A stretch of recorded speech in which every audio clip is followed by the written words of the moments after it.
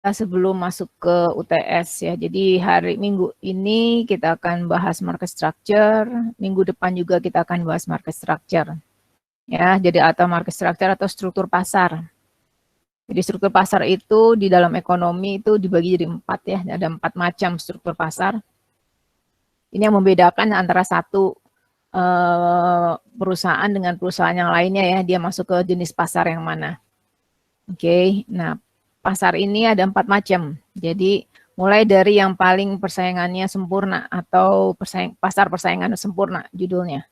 Ya, jadi di situ ada yang di kutubnya saya paling ujung-ujungnya ya, di ujung-ujungnya tuh ada pasar persaingan sempurna dan ujung kanannya itu ada monopoli ya. Jadi ini sangat bertolak belakang ya. Kalau pasar persaingan sempurna tuh banyak sekali pemainnya. Jadi perusahaan-perusahaan yang ada di situ tuh banyak sekali ya, sementara kalau yang persaingan yang monopoli itu cuman ada satu ya, cuman ada satu perusahaan, satu pemain di dalam pasar tersebut. Kemudian di tengah-tengahnya di antara mereka itu ada monopolistic competition atau persaingan monopolistik dan ada oligopoli ya. Jadi ada empat jenis struktur pasar.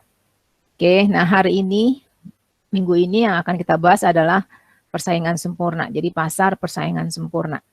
Kemudian minggu depan 3 yang lain itu akan kita bahas dalam 1 minggu ya. Jadi sangat cuman sekilas aja dari 3 itu karena sebenarnya 3 itu punya karakteristik sendiri-sendiri dan bisa dibahas sebenarnya untuk 1 minggu ya. Tapi karena waktu kita kurang, waktu kita terbatas, jadi itu yang 3 itu dimasukkan ke dalam 1 minggu yang sama.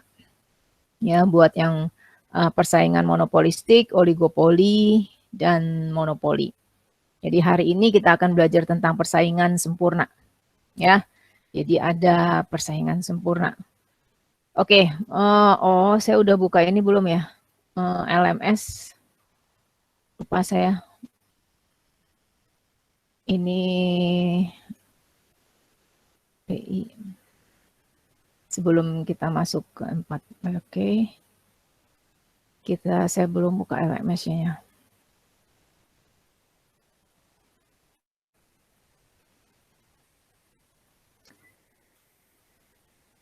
Oke.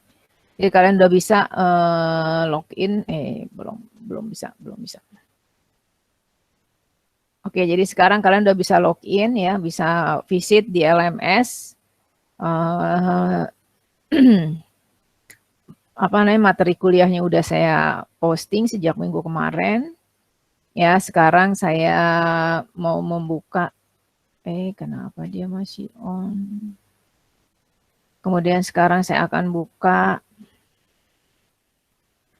kuliah tatap muka online-nya ya, tolong diklik di situ. Oke, jadi di sini ada show. Oke. Jadi kalian udah bisa klik di kuliah tatap muka online-nya. Oke, ini adalah jadi sekalian kalian melihat di layar Google Meet, kalian bisa sekalian check in ya di kuliah tatap muka online di LMS. Jadi ini bahasan kita jadi perfect competition atau persaingan sempurna, kemudian bagaimana memaksimasi ya perusahaan-perusahaan itu memaksimasi perusahaan-perusahaan yang ada di pasar perfect competition ini untuk memaksimasi profitnya bagaimana, kemudian persaingan di dalam jangka pendeknya gimana, dan persaingan di jangka panjangnya seperti apa. Oke. Kemudian sekarang kita masuk ke slide berikutnya. Tentunya kalian udah membaca apa yang kalian ketahui tentang pasar persaingan sempurna. Ada yang mau share?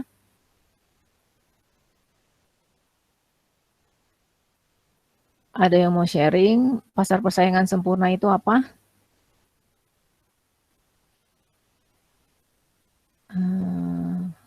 Okay. Atau contoh dari perusahaan misalkan atau pelaku pasar yang ada di pasar persaingan sempurna. Ada?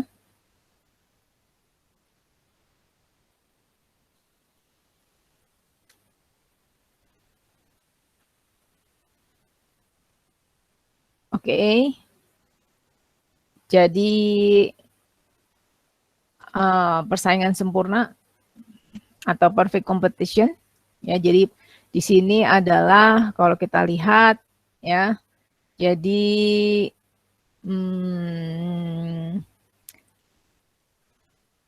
kenapa pertanyaannya sekarang adalah kenapa pasar itu pakai dibeda-bedain gitu ya. Jadi ada 4 macam tadi ya. Kenapa pakai dibeda-bedain? Ya. Jadi sebenarnya itu menunjukkan ya bagaimana sebenarnya strategi dari perusahaan tersebut, berapa banyak sebenarnya yang akan dia jual, itu tergantung dari demand-nya ya, tergantung dari demand-nya dan bagaimana perusahaan-perusahaan yang lain itu mengimbangi hal tersebut. Ya, kemudian perilaku dari perusahaan-perusahaan itu tergantung dari marketnya, market strukturnya, makanya dibagi dari 4 macam tadi. Ya, jadi kalau market structure itu pada dasarnya dibagi karakteristiknya itu adalah tentang jumlah perusahaannya, ya, tentang jumlah perusahaannya atau number of firms-nya di pasar tersebut, ya, kemudian bagaimana kemudahan perusahaan itu untuk masuk atau keluar dari pasar tersebut, dan yang ketiga adalah kemampuan perusahaan tersebut untuk mendiferensiasikan produknya dibandingkan dengan para kompetitornya atau para pesaingnya. Ya, jadi yang namanya market structure itu dibagi atas 3 ya. Pembedanya ini ada 3 ini. Jumlah perusahaan yang ada di dalam pasar tersebut, kemudian kemudahan untuk masuk ke dalam pasar tersebut atau bisnis tersebut, dan yang ketiga adalah kemampuan perusahaan tersebut untuk mendiferensiasi produknya. Ya. Nah, dari sini kita bisa ambil contoh ya, yang namanya pasar, misalkan di sini persaingan sempurna. Ya, dari pasar persaingan sempurna itu dari jumlah pemainnya atau jumlah bisnisnya, jumlah pemainnya itu sangat tinggi, banyak sekali ya. Jadi kalian bisa kasih contoh nggak? Kira-kira apa di Indonesia? Beras bisa nggak, Bu? Apa, Reza? Penjualan beras. Penjualan beras, oke, kan ya. Banyak Lanjutkan. yang jual juga kebutuhan manusia juga harus terus beli kan untuk itu. Oke, jadi para penjual beras ya, penjual beras itu adalah masuk ke pasar perfect competition ya, persaingan sempurna.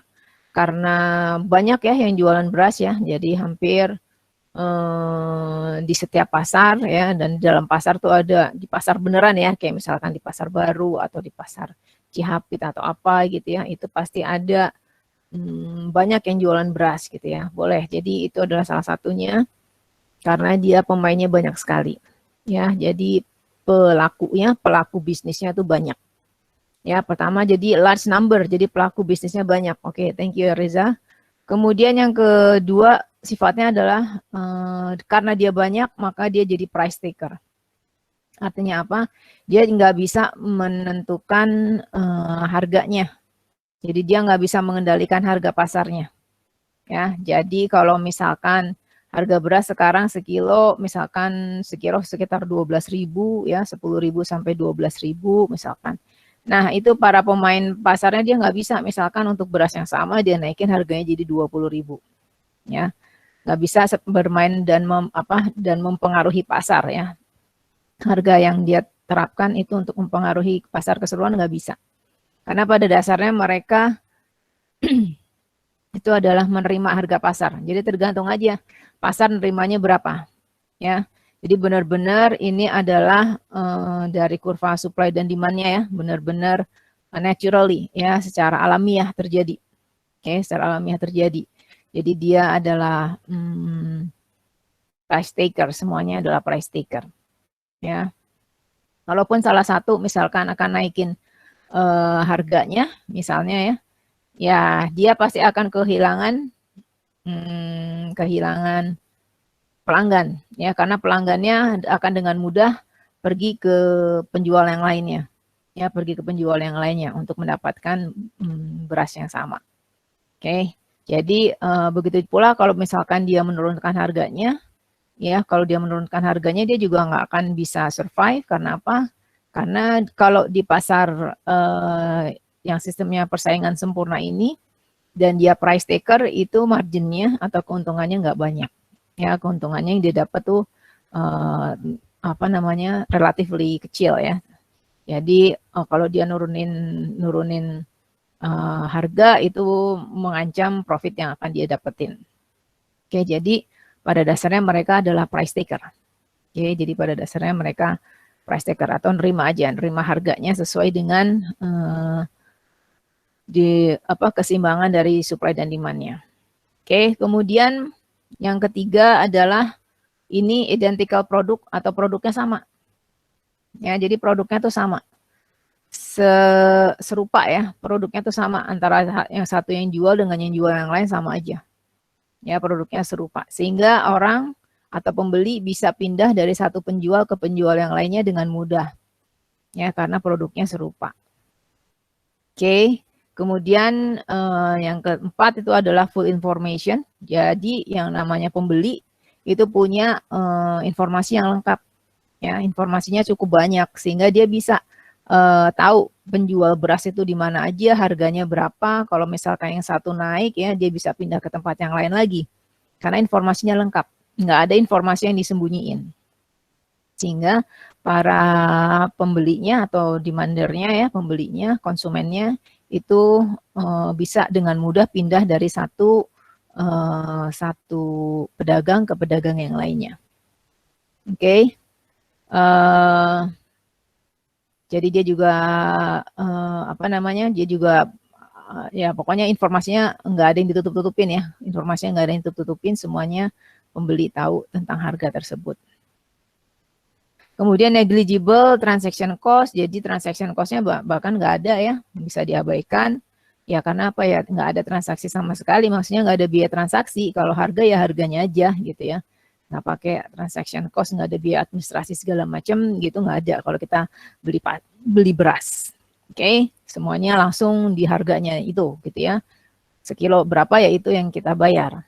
Oke, kemudian yang terakhir adalah freely enter and exit. Jadi dengan mudah pedagang-pedagang itu bisa jualan beras ya, kalau dia mau bisa masuk atau keluar dengan mudah. Ya, jadi nggak ada hambatannya. Kalau dia punya beras, kalian mau jual beras boleh aja. Nggak ada hambatan buat kalian buat nggak jualan beras gitu ya. Jadi contohnya itu adalah tadi pedagang beras ya, contoh dari Reza. Mungkin ada lagi yang mau kasih contohnya dari perfect competition atau persaingan sempurna setelah saya jelasin. Ya. Kalau gas bisa nggak Bu? Teku ya. Kalau gas itu sifatnya terbatas ya. Jadi penjualnya sendiri terbatas, distributornya juga nggak banyak. Ya, gas itu kan kayak LPG itu dia punya distributor ya. Jadi mungkin satu kota itu distributornya paling cuma 1 atau 2 distributor ya. Nah itu baru dia jual-jualin ke toko-toko ya, ke toko-toko. Nah kalau gas itu sifatnya dia lebih ke oligopoli ya, lebih ke oligopoli atau malah ke monopoli ya, karena yang jual cuma Pertamina aja kan, LNG itu kan yang jual cuman Pertamina ya. Ada perusahaan-perusahaan yang lain sih, tapi nggak dijual ke dalam botol LNG di rumah tangga ya, buat rumah tangga ya. Jadi kalau rumah tangga pertama, jadi bisa jadi itu adalah monopoli ya, toko ya. Jadi nggak masuk ke persaingan sempurna. Kalau persaingan sempurna tuh hampir semua orang bisa jualan lah ya, hampir semua orang bisa jualan. Ya siapapun bisa jualan. Oke, ada lagi, thank you ya Teku ya. Contohnya mungkin ada yang mau kasih contoh? Kalau buah dan sayur, Bu.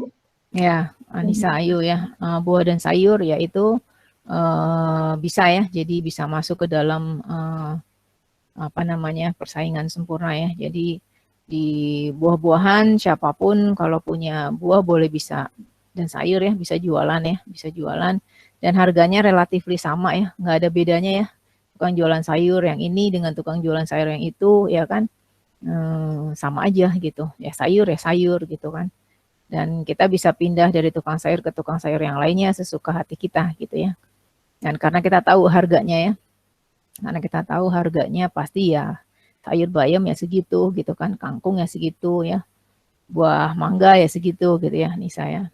Oke, thank you.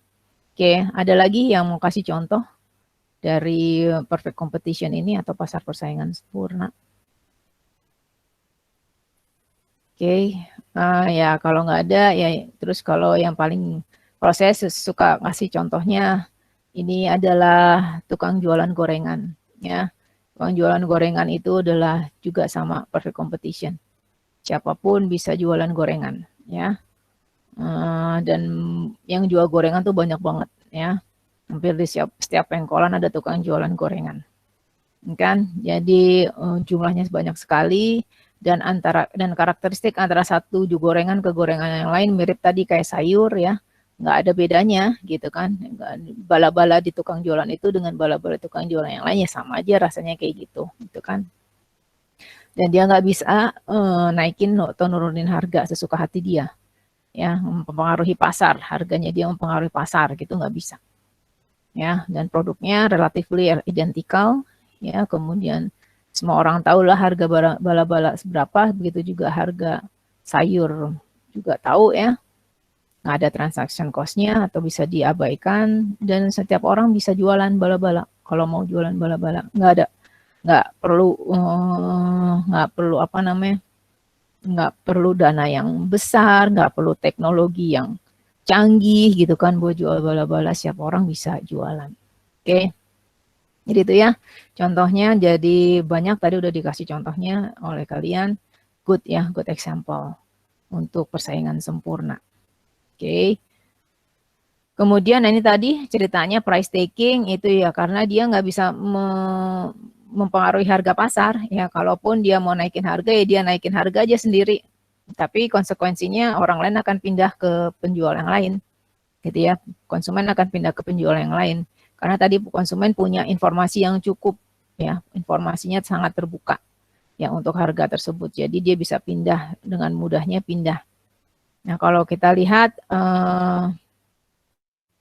kemudian juga ini karena disebabkan karena masing-masing individu tuh dia punya porsi yang kecil ya, karena saking banyaknya yang jual.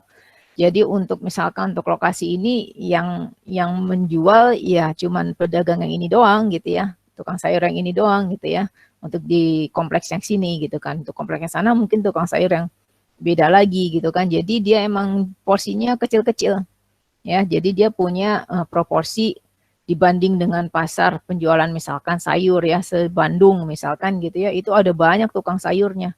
Ya tukang sayur itu ada banyak banget gitu. Jadi dia punya proporsi yang kecil-kecil ya. Jadi proporsinya kecil-kecil. Jadi sehingga dia nggak punya impact ya, nggak punya dampak untuk ke harga pasar. Ya, beda dengan kalau misalkan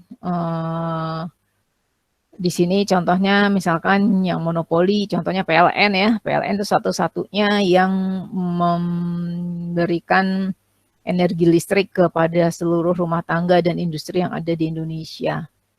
Ya, dengan ada yang monopoli itu sebenarnya PLN bisa mengatur harga ya, dia bisa mengatur harga ya, mau naikin atau nurunin harga ya suka-suka PLN gitu kan, nggak ada pesaingnya gitu, nggak ada persaingannya nggak. Jadi cuman karena PLN itu adalah perusahaan negara dan menyangkut hajat hidup orang banyak, maka dia diregulasi sama pemerintah. Ya, dia nggak bisa seenaknya juga menetapkan harga. Ya, tapi kalau perusahaan-perusahaan yang sifatnya monopolistik itu punya sifat dia bisa menetapkan harga sesuka hati dia, gitu ya, sesuka hati dia.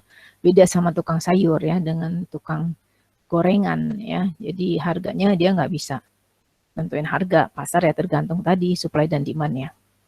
Oke, makanya itu sifatnya adalah price taking. Kalau yang di persaingan sempurna. Kemudian yang kedua tuh sifatnya produknya homogeneity, jadi setipe ya. Tadi produknya setipe. Jadi karena satu penjual dengan penjual yang lain tuh bisa mendapatkan produk yang sama ya, serupa ya. Beda misalkan kalau apa namanya, penjual mobil ya. Tukang jualan mobil tuh punya, kita kalau beli mobil ada seleranya gitu ya. Makanya ada Toyota, ada Honda, ada Suzuki. Nah, itu sifatnya dia udah bukan perfect competition ya, bukan persaingan sempurna. Tapi dia bisa kita kategorikan sebagai oligopoli. Karena yang main di sana ada beberapa pemain ya, ada beberapa pemain di apa namanya, di industri mobil. Oke, jadi antara satu dengan satu mobil Honda dengan mobil Toyota, ya dia punya karakteristik sendiri-sendiri gitu ya, dia punya karakteristik sendiri-sendiri sehingga agak susah untuk misalkan orang berpindah dari satu merek ke merek yang lainnya gitu ya. Jadi nggak bisa menggantikan dengan sempurna gitu ya, nggak bisa menggantikan dengan sempurna satu sama lain. Beda kayak tadi tukang sayur atau tukang gorengan ya sama aja, rasanya sama aja, ya bisa digantiin satu sama lain gitu ya dengan mudah. Oke, kemudian kalau di sini karena kalau produk yang sifatnya heterogeneous, dia bilang ya heterogeneous ini, each firm has the opportunity to raise its price. Jadi kalau produknya heterogeneous, itu setiap perusahaan punya opportunity, punya kesempatan buat naikin harganya. Ya, makanya misalkan apa namanya, bisa menawarkan harga yang lebih tinggi karena apa? Karena dia menawarkan spek ya. Spek yang misalnya yang ada di mobil tersebut berbeda dengan spek yang dijual di mobil merek yang lain. Ya, sehingga dia bisa menaikkan harga dia. Karena tadi ada spesifikasi yang berbeda. Ya, ada spesifikasi yang berbeda yang ditawarkan oleh produk mobil tersebut. Ya, kalau misalkan sayur ya sama aja, sayur bayam di mana-mana banyak mengandung zat besi, udah itu doang gitu ya. Nggak ada sayur yang misalkan banyak mengandung apa nama sayur bayam misalkan yang banyak mengandung sulfur misalkan, enggak ya, yang namanya sayur bayam ya di mana-mana banyaknya mengandung zat besi, udah gitu aja. Jadi speknya sama. Nah, kalau yang heterogeneous dia punya spek yang berbeda. Ya, contohnya lagi adalah sekarang di Indonesia, di Bandung tuh banyak, di Bandung terutama ya, Bandung, Jakarta tuh banyak kedai-kedai kopi. Ya. Nah, kedai-kedai kopi itu sebenarnya menawarkan produk yang relatively different antara satu kedai dengan kedai yang lainnya. Ya, beda dengan warung kopi zaman dulu ya. Warung kopi zaman dulu antara satu warung dengan warung yang lainnya sama aja rasa kopinya. Tapi kalau kita masuk ke kedai kopi sekarang, ya antara satu kafe ke kafe yang lain dia menawarkan kopi yang berbeda. Nah, itu juga masuknya dia punya spesifikasi yang berbeda, yang menawarkan service atau produk yang relatively berbeda dengan kedai yang lainnya. Itu kita bisa masukkan ke dalam apa namanya, nanti masuk ke monopolistic competition atau persaingan monopolistik ya, karena sifatnya banyak ya, apa namanya, nggak bisa dimasukin ke oligopoli karena ada banyak juga yang menjual kedai kopi ya, menjualin kopi. Tapi apa namanya, produknya lebih heterogeneous ya, lebih berbeda sehingga kalian bisa melihat antara satu kedai dengan kedai lain harganya bisa berbeda ya, harganya bisa berbeda.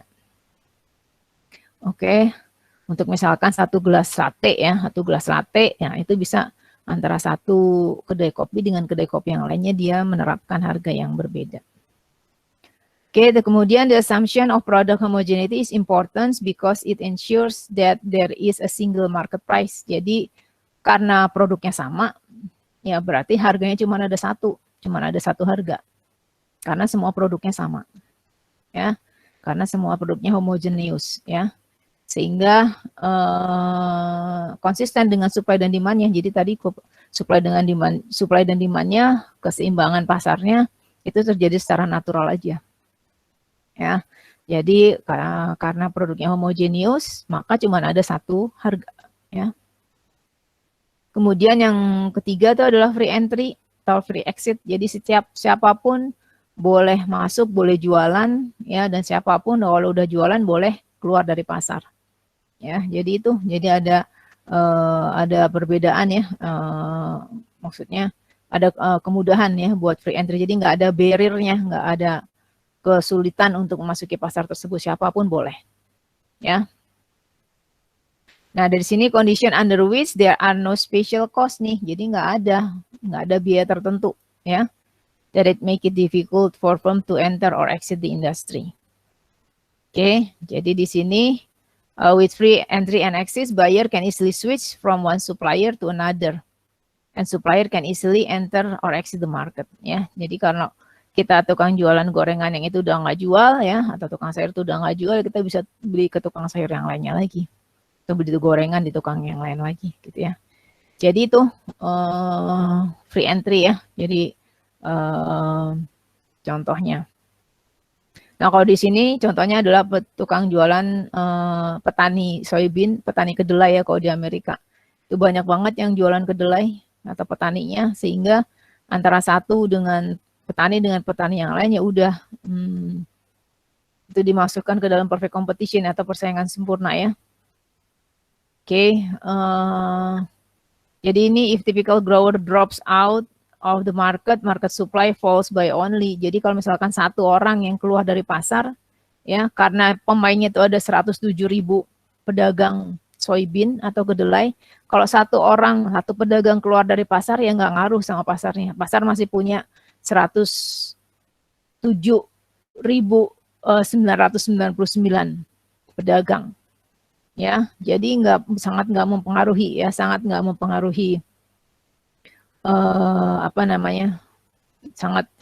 mempengaruhi harga pasar, ya, harga pasar. Kemudian soybean farm can sell any visible output it produce at the prevailing market equilibrium price. Jadi the firm's demand curve is a horizontal line at the market price. Jadi dia bilang di sini soybean farm can sell any visible output it produce at the prevailing market equilibrium price. Jadi dia bilang di sini adalah demand curve-nya itu adalah sifatnya horizontal untuk satu pedagang ya, untuk satu pedagang. Jadi soybean farm, jadi satu pedagang kedelai atau satu pedagang sayur tadi ya, atau satu pedagang gorengan itu adalah kurva demand-nya itu adalah horizontal. Kenapa kurva demand-nya horizontal? Karena itu tadi dia adalah perfect substitusi. Kalau dia naikin harga sedikit, nggak akan ada orang yang mau beli. Hilang konsumennya. Ya, kalau dia nurunin harga, dia nggak mau nurunin harga karena marginnya relatif sedikit kecil. Jadi dia kecil kemungkinan dia akan nurunin harga. Jadi harganya kalau kita lihat kemarin di elastisitas ya, jadi harganya itu kalau elastisitas sempurna tuh lurus ya, horizontal. Ya, karena harganya cuma di situ aja. Kalau kamu naikin harga sedikit, nggak akan ada yang beli karena harganya di situ. Oke. Itu adalah perfect competition ya, atau persaingan sempurna. Ada komentar atau pertanyaan boleh sebelum saya lanjutkan ke slide yang berikutnya. Bu, kalau industri smartphone itu maksud tidak sempurna atau sempurna, Bu? Soalnya kan pemainnya banyak, tapi kan nggak gampang juga masuk ke pasar itu. Industrinya ya, ini bilangnya industri smartphone, berarti yang bikin smartphone ya. Yang bikin smartphone itu kan sebenarnya nggak banyak ya, nggak kayak tukang jualan sayur. Nggak di setiap pengkolan, nggak di setiap kompleks ada yang jualan atau yang bikin smartphone. Ya, tapi yang bikin smartphone paling dalam satu negara tuh cuman ada di Indonesia aja, nggak ada yang bikin smartphone. Ya, yang bikin smartphone mana? Paling Cina, ya kan, Korea, Amerika, ya kan. Jadi sebenarnya sangat terbatas ya, sangat terbatas. Mereknya yang kita tahu apa yang paling banyak dipakai, Samsung, iPhone, ya, Oppo, ya, Lenovo tuh bukan ya, Lenovo tuh komputer ya. Ya, jadi terbatas, nggak banyak yang membikinnya ya, produsernya nggak banyak yang bikin. Jadi itu nggak masuk ke persaingan sempurna. Kalau persaingan sempurna tuh banyak banget yang bikin. Ya, jadi banyak banget yang bikin. Kayak tadi contohnya yang penjual kedelai tadi. Ya, penjual kedelai di Amerika tuh ada 107.000 petani ya. Nah, kebayang tadi tukang jualan sayur di kota Bandung aja ada berapa?